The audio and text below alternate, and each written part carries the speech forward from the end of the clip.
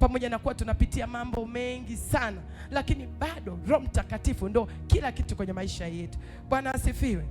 Tusome Walawi 19 mstari wa 1 mpaka wa 2. Mungu anataka tuwe watakatifu.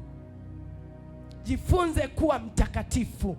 Jifunze kuishi maisha ya matakatifu. Maana Roho Mtakatifu yeye ni mkamilifu, yeye ni msafi. Sasa ukiwa na doa tu hivi, Roho Mtakatifu anaondoka.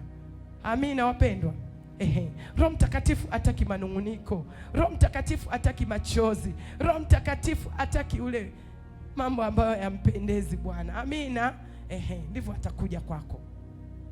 Mambo ya Walawi 19 mstari wa 1 na wa 2 unasema hivi: Bwana akanena na Musa akamwambia, nena na mkutano wote wa wana wa Israeli, waambie, mtakuwa watakatifu kwa kuwa mimi Bwana Mungu wenu ni mtakatifu.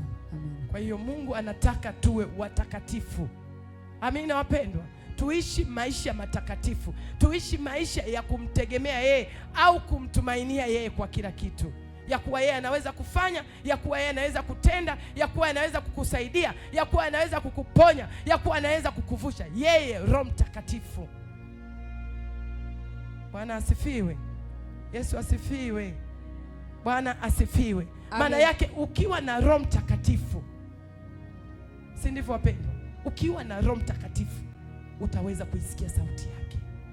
Unaweza kuisikia sauti yake. Sio kuisikia sauti yake mpaka nabii tu au nani. Hapana. Ukiwa msafi unaweza kuisikia sauti ya Roho Mtakatifu akakueleza pita hapa, pita huku na ukaenda. Amina. Kwa hiyo Roho Mtakatifu wa muhimu sana. Roho Mtakatifu ni wa muhimu sana. Hiyo ni faida yake Roho Mtakatifu. Tusomee hapo Waefeso 6 mstari wa 18.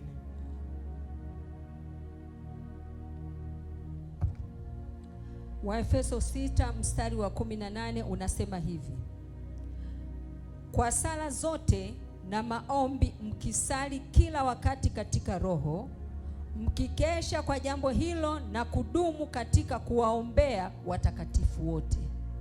Amen. Ni lazima tuombe. Lazima tuombe sana kwa bidii. Lazima tuombe. Ili kumuita Roho Mtakatifu ni lazima uwe na bidii ya kuomba. Amina. Uwe na bidii ya kumtafuta yeye Roho Mtakatifu. Uwe na bidii kweli kweli, sio kuomba tu dakika moja, nusu saa umemaliza. Hapana. Uwe na bidii ya maombi. Bwana asifiwe. Wapo wengine hapo kisa maombi ndio kwanza njia zinakuwa nyingi. Lakini kumbe ule ni mlango wa kukutana na Roho Mtakatifu. Ule ni mlango wa kukutana na Mungu wetu wa mbinguni. Unapoingia kwenye maombi, maombi ni silaha kuu sana. Ni mlango wa kukutana na Mungu aliye hai. Huwezi kumuita Mungu ukiwa unakula kila siku asubuhi, mchana, jioni. Hawezi. Hiyo haiwezekani.